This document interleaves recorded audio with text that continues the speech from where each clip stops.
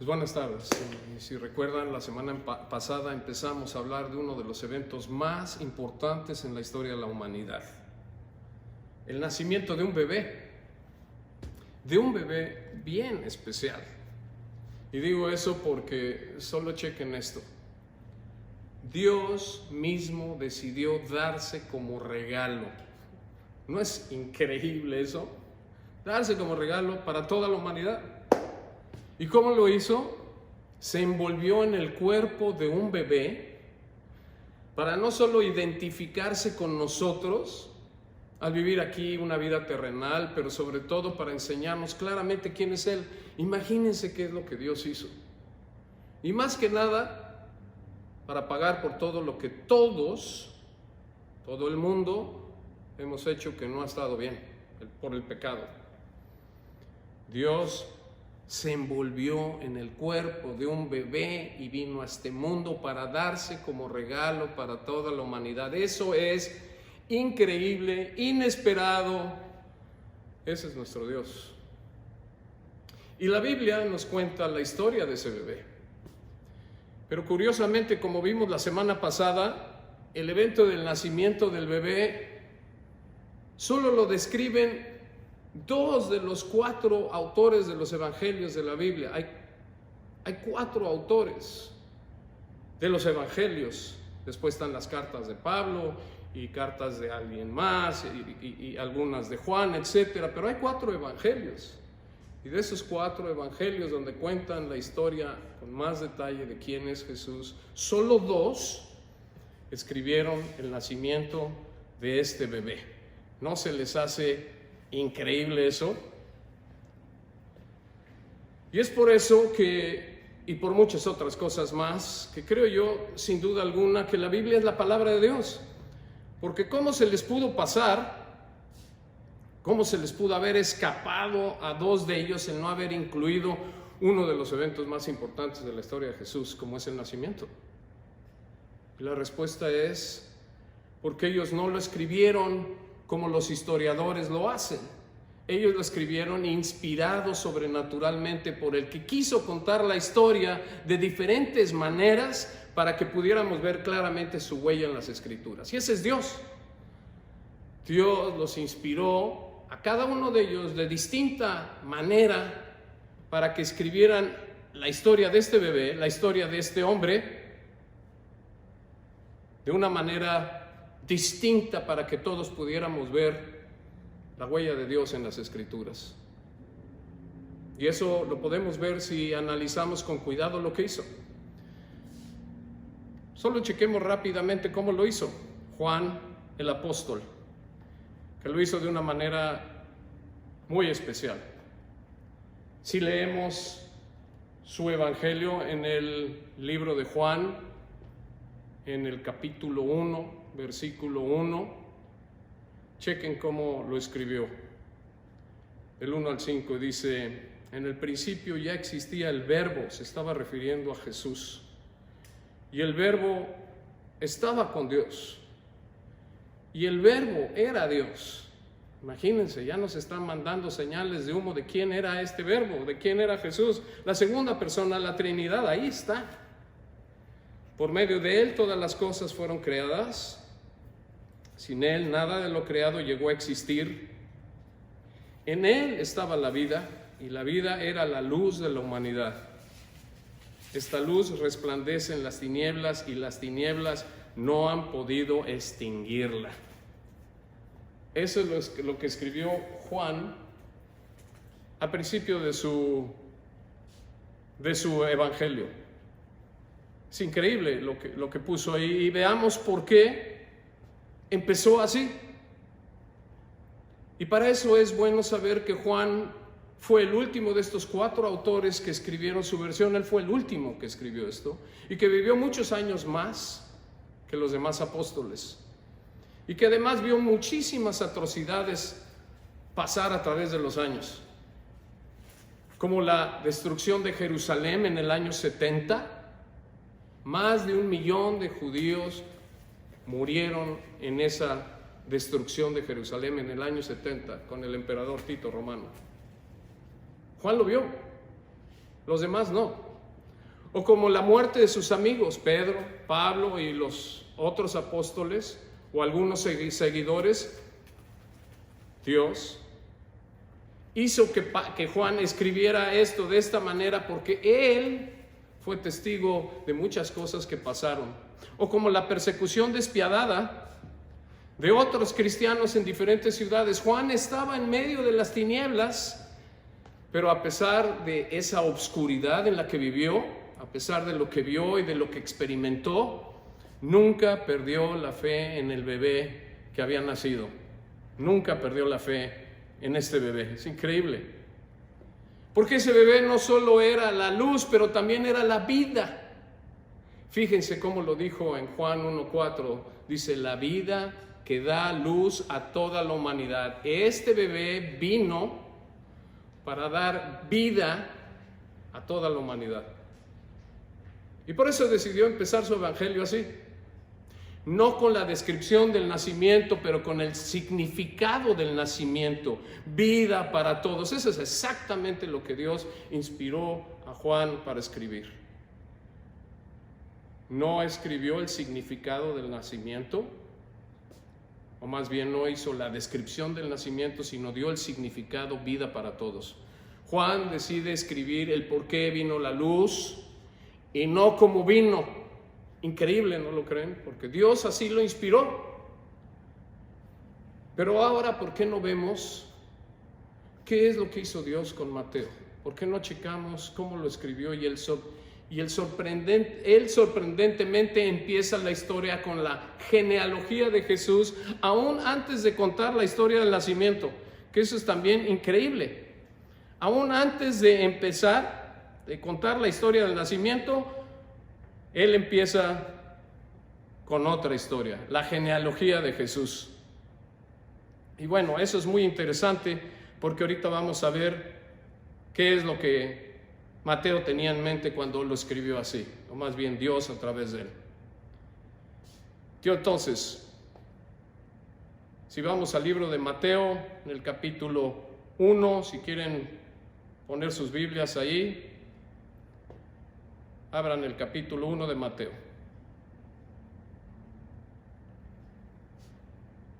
Aquí estoy teniendo un poquito de problemas con la computadora.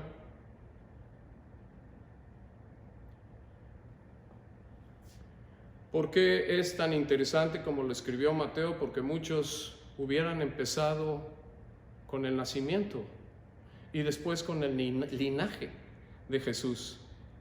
Hoy vamos a ver por qué Mateo empezó la historia de Jesús con su genealogía.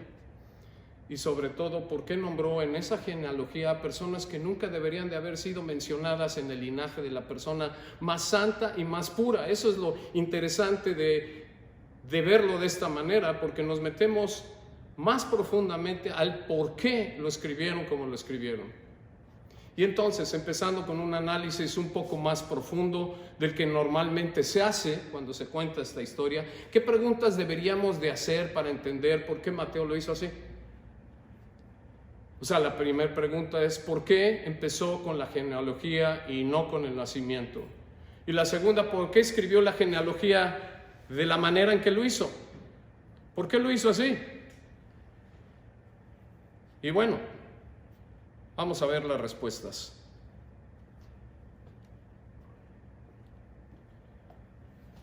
¿Por qué no vemos el libro de Mateo en el capítulo 1, en el versículo 1, que dice? Tabla genealógica de Jesucristo, hijo de David, hijo de Abraham. Abraham fue el padre de Isaac. Esta es la genealogía de Jesús. Isaac, padre de Jacob. Jacob, padre de Judá y de sus hermanos. Judá, padre de Fares y de Zera, cuya madre fue Tamar. Tomen en cuenta, eso está mencionando a una mujer por primera vez. Y Mateo se dedica a hacer eso porque Dios lo inspiró a hacer ciertas cosas, a escribir ciertas cosas que después, más adelante, vamos a ver el porqué. Y entonces, Judá, padre de Fares y de Zera, cuya madre fue Tamar. Fares, padre de Hezrón. Hezrón, padre de Aram. Aram, padre de Aminadab. Aminadab, padre de Nazón, Nazón, padre de Salmón, Salmón, padre de Booz, cuya madre fue Rahab, la segunda mujer que menciona. Booz, padre de Obed, cuya madre fue Ruth, la tercera mujer que menciona. Obed, padre de Isaí, e Isaí, padre del rey David, para que vean de qué linaje viene. David fue el padre de Salomón, cuya madre había sido la esposa de Urías, que ni siquiera menciona su nombre, la cuarta mujer que menciona. Pero la pregunta es, ¿por qué empezó así? Y porque hay un propósito de Dios para nosotros, para que entendiéramos ciertas cosas, porque el Evangelio de Mateo se enfocó primordialmente en escribirle a los judíos, para hacerlos ver quién era Jesús. Y con la tabla genealógica les estaba comprobando que en efecto él era descendiente de David, al cual se le hizo la promesa de estar sentado en el trono para siempre. ¿Recuerdan? A David se le hizo esa promesa de estar sentado en el trono para siempre. Y entonces, ¿por qué? La primera pregunta es, ¿por qué Mateo escribió eso? Porque estaba explicando quién era este rey. El rey que se le había prometido el trono para siempre. Y entonces, tratando de arreglar la computadora que no nos está dejando, ¿cuál es la respuesta a la primera pregunta? ¿Por qué Mateo empezó con la genealogía y no con el nacimiento? Para decirnos quién era Jesús, el Mesías, el heredero al trono, el rey. ¿Por qué incluyó Mateo el nombre de ciertas mujeres en esa genealogía si no era necesario hacerlo? Sobre todo porque en las genealogías de aquel entonces con el nombre del hombre, del papá, era suficiente, con eso era suficiente. ¿Por qué Mateo agregó el nombre de las mujeres? Y además, ¿por qué puso el nombre de ciertas mujeres que, como vamos a ver, dejaban mucho que desear ante los ojos de la gente? Y también el nombre de algunas de ellas que ni siquiera eran de descendencia judía. ¿Por qué hizo eso si estaba tratando de que la gente no solo viera que Jesús era descendiente de David, sino que además era santo y puro? O lo voy a decir en otras palabras, ¿por qué escribió a propósito? Porque eso es lo que hizo, a propósito, el nombre de gente que no era necesario escribir, como el de Tamar, que era no era de Judá, uno de los 12 hijos de Jacob, de Israel, la cual tuvo un hijo con su suegro, o sea, algo que era inexplicable. ¿Por qué puso el nombre de esta mujer que al parecer hizo eso? Si leen la historia en Génesis 38, es una historia muy interesante en donde parece que ella cometió un crimen, entre comillas, de tener un hijo con su suegro, pero es una historia de misericordia, en donde Dios nos explica cómo es que cuidaba a las viudas y le tocaba al suegro hacer eso. Lean esa historia porque es muy interesante. Pero ¿por qué le puso Mateo el nombre de Tamar ahí en la genealogía de Jesús? Cuando aparentemente lo que hizo no estuvo nada bien ante los ojos de los hombres, ¿verdad? ¿O por qué incluyó también el nombre de Rahab, que ni siquiera era judía y además era una prostituta? En Josué 2, en el libro Josué, en capítulo 2, pueden leer su historia. Esta era una mujer que también rescató a los judíos de un problema que tenían por haber creído en Dios, pero su vida era de ese tipo. ¿Por qué la puso en la genealogía de Jesús? O sea, cualquiera se podría preguntar eso. ¿Por qué no se ahorró la controversia de que el Mesías era descendiente de una mujer así? ¿Por qué? Jesús viene de esta mujer, Rahab también. O como el nombre de Ruth, que aunque ella era una mujer buena, tampoco tenía sangre judía. Hay que leer su libro para ver también esa historia tan interesante. ¿Que no se dio cuenta que la gente iba a saber que la sangre del supuesto Mesías no era totalmente pura. O sea, ¿qué estaba haciendo Mateo al estar poniendo nombres de estas personas como Ruth, que ni siquiera tenía sangre judía? ¿Quería convencerlos o quería confundirlos? O como la madre de Salomón, que fue la última que leímos, Betsabé, que ni siquiera menciona su nombre, para hacerlo todavía más dramático y obvio, y la llama la esposa de Urías y no de David, como debería de haberlo hecho, porque después pasó a ser, ¿no?, esposa de David. ¿Por qué Mateo nos divulga que el rey David, porque en esto nos divulga su historia, el gran rey David nos divulga lo que hizo al decirnos que la madre Salomón era la esposa de uno de sus mejores amigos, su comandante, con la cual, si leen la historia en 2 Samuel 11, que también es una historia bien interesante, cometió adulterio y después de eso cometió homicidio al mandar matar a su comandante para ocultar la evidencia del hijo que iba a tener con Betsabé. No nos pone la historia Mateo, pero bien que nos pone la pauta para que nosotros pudiéramos ir a ver qué fue lo que sucedió con David y Betsabé. ¿Por qué lo escribe Mateo a propósito así? Cuando todo eso no muy bueno ante los ojos de los demás se lo pudo haber saltado para no crear controversia o confusión. Ese es el punto de este mensaje. Mateo se pudo haber saltado todo esto para no crear controversia entre la gente. ¿Por qué no mejor no mencionó nombres de mujeres como Sara o Rebeca, a las cuales todos consideraban damas en todo el sentido de la palabra? ¿Por qué no puso los nombres de esas mujeres?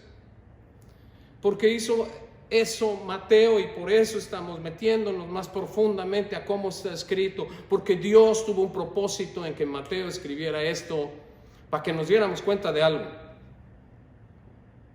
La respuesta es porque Dios lo inspiró a escribir de esa manera para hacer un punto muy importante.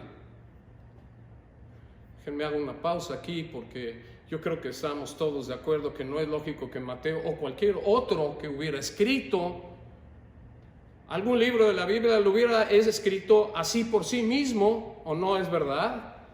¿Y saben por qué? Porque si él hubiera escrito sin inspiración divina, hubiera puesto solo los nombres de los papás para evitar todo tipo de controversia y así convencer a la gente más fácilmente. ¿O no lo hubieran hecho ustedes así?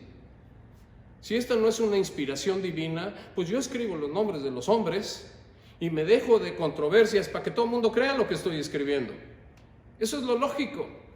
Pero Dios, en su sabiduría de entrada, este es algo que ojalá y anoten, en el primer libro del Nuevo Testamento, en el primer evangelio, en el primer capítulo, en los primeros versos, Dios le reveló a ellos y a nosotros el propósito por el cual el Mesías iba a venir. ¿Y cuál era ese propósito? Que esas personas infames, infieles, indecentes o impuras, como lo quiera uno llamar, personas que puso tanto en el linaje de Jesús como fuera de él, era la razón de la historia. ¿Cuál es el punto más importante en la historia de Jesús para Mateo? Que esas personas como las que mencionamos resaltan clara y contundentemente la razón por la que Jesús tuvo que venir: por el pecado. Mateo está resaltando personas que ante los ojos de los demás pecaron. Escuchen esto. Dios, en el primer evangelio, en el primer capítulo, como dije, a través de la genealogía de Mateo, nos quiere recalcar que esas personas con sus historias, que sin duda alguna muchas de ellas la causaron, vergüenza y repudio, como quizás algunas de nuestras historias también, eran precisamente el punto más importante de la historia que Mateo iba a empezar a relatar. La del Mesías que iba a venir a salvar a todos del pecado. Ese es el punto que de entrada Dios quiso que Mateo nos comunicara. Dios quiso que de entrada entendiéramos que Jesús no solo vino por el pecado de los pecadores, sino que vino a través de los mismos pecadores, un hombre sin pecado, y por eso tuvo que ser concebido sobrenaturalmente en el vientre de María, su mamá, para no tener pecado, pero vino a través de los pecadores, y que vino además por todos los pecadores, o sea, no nada más por los judíos, sino por todos. Por eso su linaje no fue puramente judío. Ahí están Ruth y Rahab. Pues eso es increíble de cómo está escrito esto. Jesús, que no tuvo pecado, vino a través de los pecadores, por todos los pecadores. En su linaje está escrito el propósito del por qué Dios mandó a su Mesías. Lo que Mateo nos quiso decir en su genealogía es que la historia de Jesús es la verdadera historia de la luz que ilumina la oscuridad. Como lo dijo Juan, lo está diciendo de otras palabras. Mateo y Juan están diciendo lo mismo, pero en otras palabras. Imagínense cómo Dios ata todos los cabos para llevarnos al meollo de la historia. La historia de Jesús es la verdadera historia de la esperanza entrando a un mundo desesperado. Esa es la historia de la Navidad. Que su historia es la verdadera historia de la gracia y del perdón que penetran las paredes creadas por la condenación y por el legalismo que caracterizaba esa época, como hoy también. Y que por eso muchos estaban tan distantes de Dios porque no tenían remedio al haber cometido tantas barbaridades y atrocidades, y decían: ya no tenemos remedio, Dios está en contra nuestra, y Jesús se presenta. Que la historia del Mesías es la historia de aquel que iba a venir al mundo a través de ciertas personas, sin importar su comportamiento, como muchos podrían pensar, sino por su corazón. Solo chequen esto. Tamar, de la que hablamos, a pesar de tener un hijo con su suegro, que lo tuvo, hizo lo correcto ante los ojos de Dios por la fe que tenía en su palabra. Dios dijo: si pierdes a tu esposo, el hermano es el que sustituye para beneficiar a las viudas, y si no, hasta el papá. Y Judá, el papá, no quería. Ella hizo lo correcto ante los ojos de Dios cuando parecía una barbaridad. Hay que leer la historia. Ella hizo lo que Dios quería que hiciera. Rahab salvó a unos espías judíos por poner su fe en el Dios verdadero. Estaba en otro lugar en donde adoraban otros dioses, pero Rahab dijo: no, yo voy a honrar al Dios de Israel, y salvó a los judíos. Y Dios la bendijo, que el Mesías iba a venir a través de su linaje también, imagínense, por fe. Ruth dejó a sus dioses y se fue con el Dios de su suegra Noemí, que era el Dios de Israel. El linaje de Jesús también viene de Ruth. Y tanto Betsabé como David continuaron creyendo en él a pesar de las circunstancias por las que pasaron, porque pasaron por muchas, pero continuaron con su fe en él. Del rey David se dice que tenía un corazón para Dios. Jesús vino al mundo no solo a través de algunos que en términos generales caminaban bien con Dios, como Abraham, Isaac y muchos otros. En términos generales, por lo que sabemos, caminaban bastante bien con Dios, y vino a través de ellos, sí. Pero también vino a través de algunos que no caminaban tan bien, pero que tenían fe en él. Ese es el punto también de haber puesto a estas mujeres que parecían no caminar muy bien con Dios, pero tenían fe en él. Eso era lo importante, y siempre lo ha sido para Dios: fe y no obras, porque las obras parten de la fe, o deberían de. ¿Y saben por qué creo que Dios inspiró a Mateo a hacernos ver eso en su genealogía? Porque Mateo era uno de esos pecadores, en donde su historia destacaba el pecado. Y yo creo que eso lo hizo muy sensible a los demás que pecaban como él. ¿Y por qué digo eso? Porque Mateo, el apóstol, Era antes un recaudador de impuestos para los romanos. Era un traidor ante los ojos de sus compatriotas. Lo peor de lo peor. Decían pecadores y recaudadores de impuestos. En esa categoría estaban.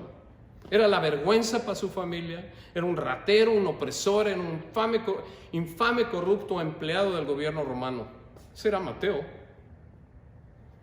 Y en donde él mismo seguramente se vio precisamente como el punto de la historia de Jesús,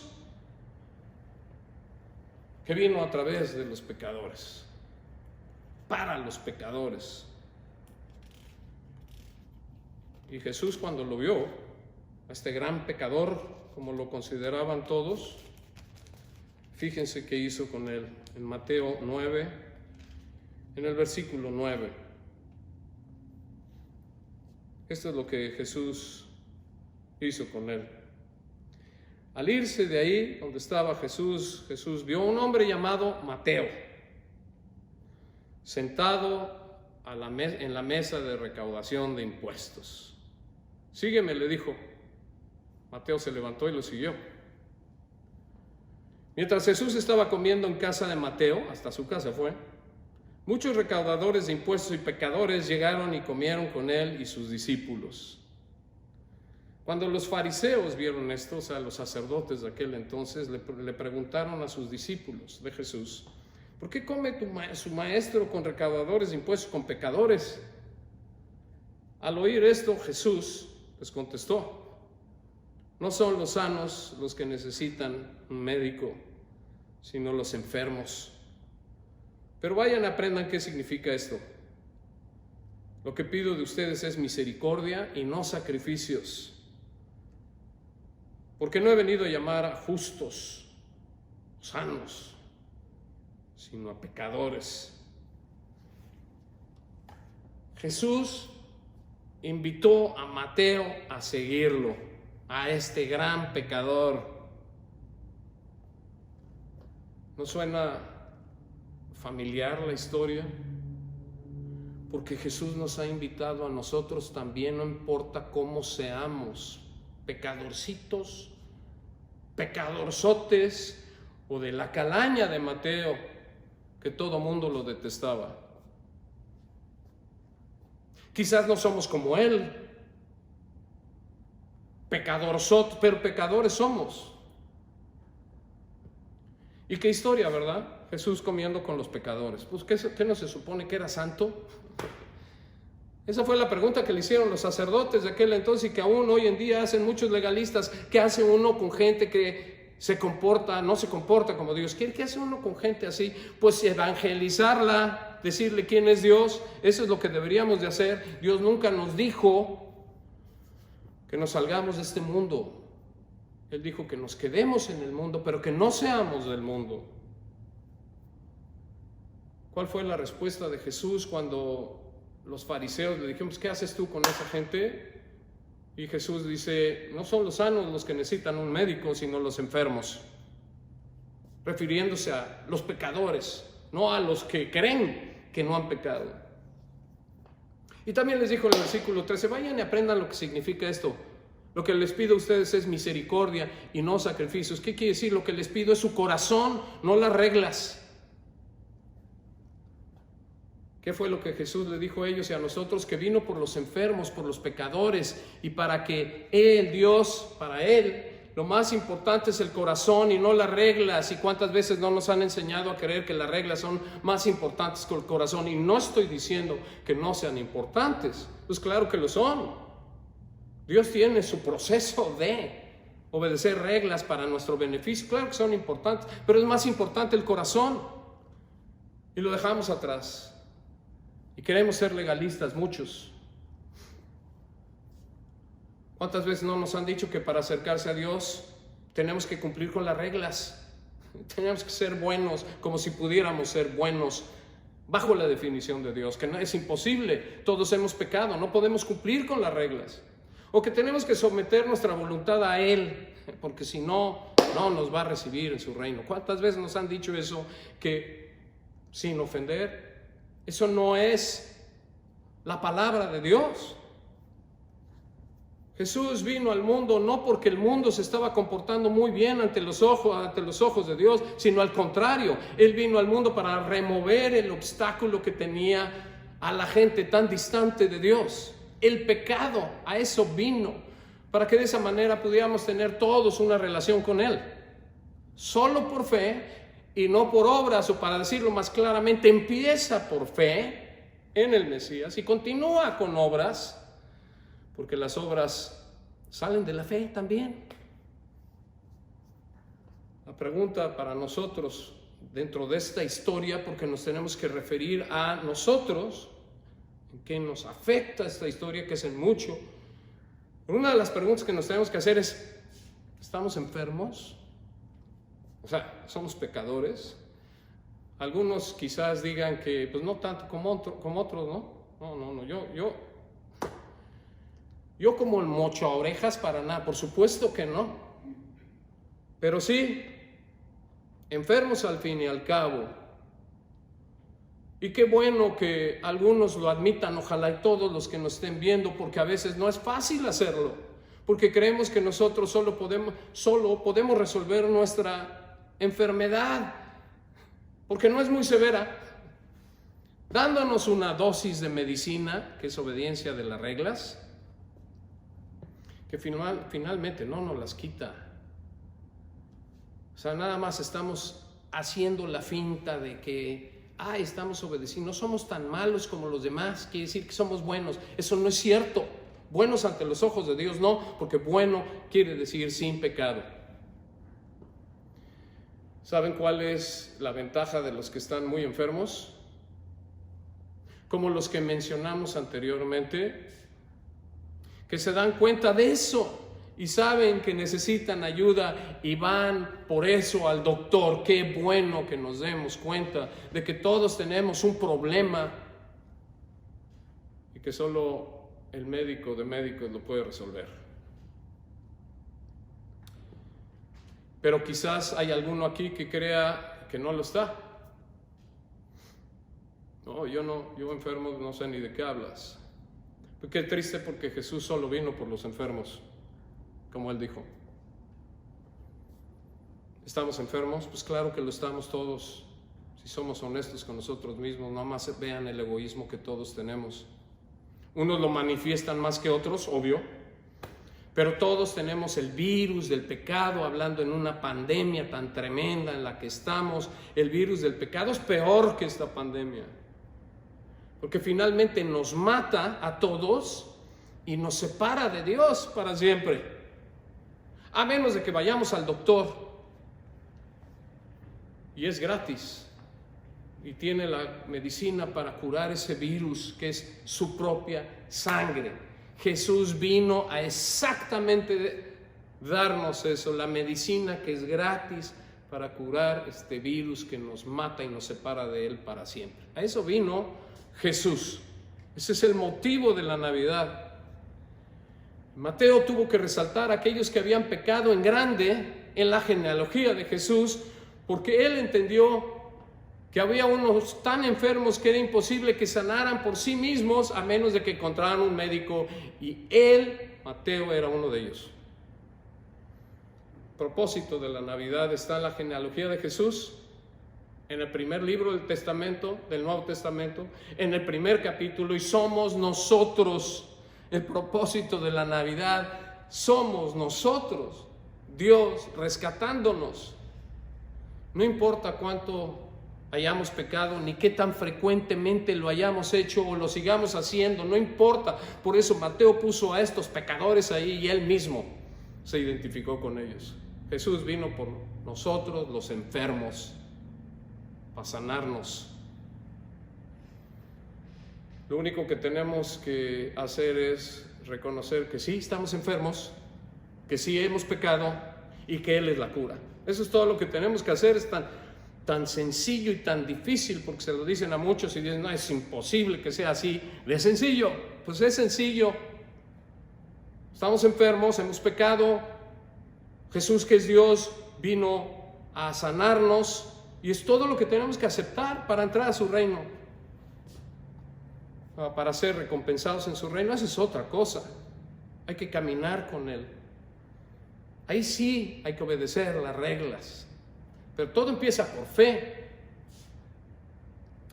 Porque chequen esto, la cura no es por lo que hagamos, como muchos creen. Es que si haces esto y es, Dios te va a sanar. No, la cura no es por lo que hagamos, es por lo que creamos que alguien ha hecho por nosotros, y ese es Dios.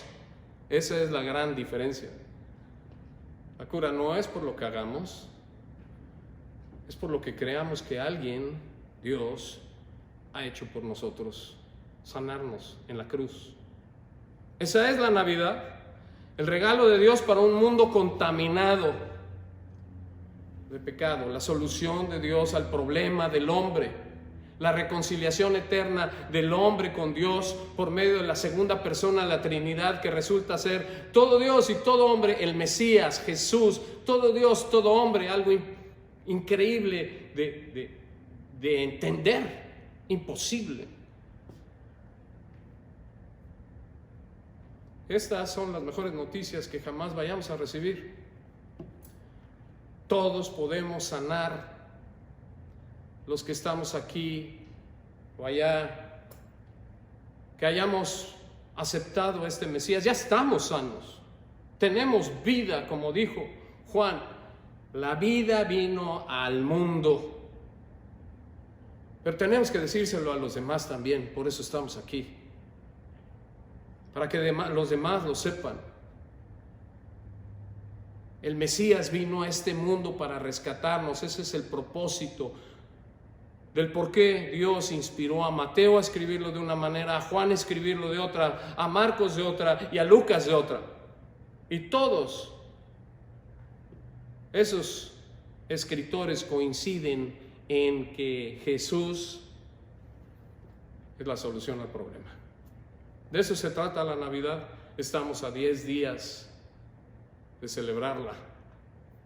Y claro que deberemos de celebrarla aún con esta pandemia, con los nuestros, con los que podamos, porque son las mejores noticias que jamás hayamos escuchado. Dios ya solucionó este problema, este virus tremendo que es el pecado y que ha arropado nuestras vidas en todos los sentidos. Dios ya lo solucionó en la cruz. Si esta pandemia nos ha enseñado algo, es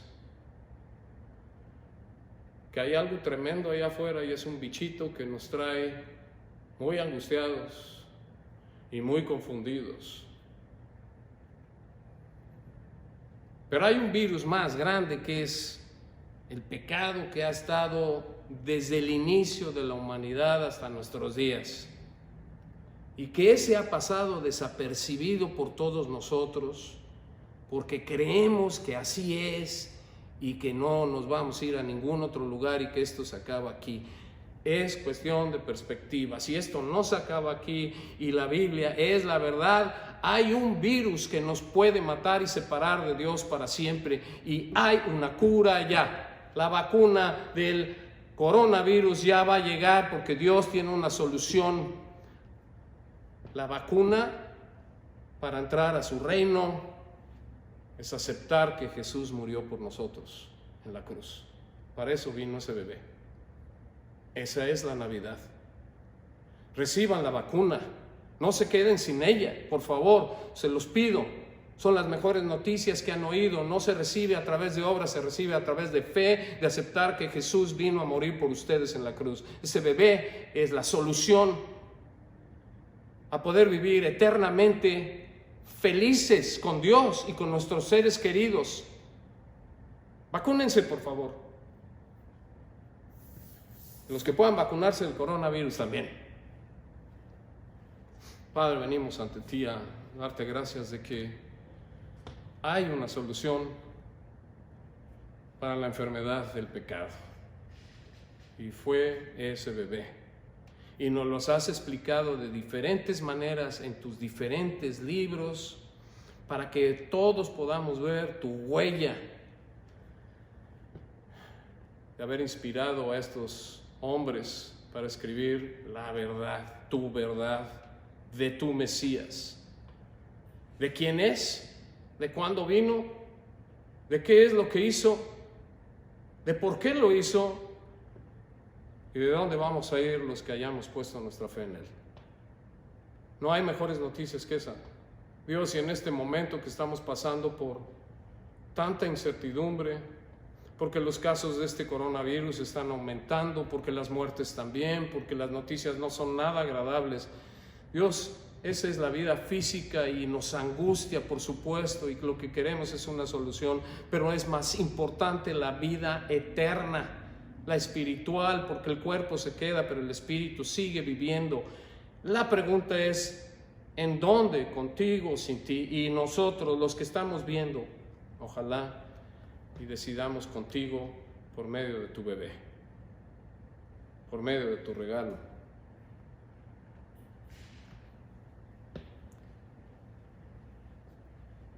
Gracias por ese regalo.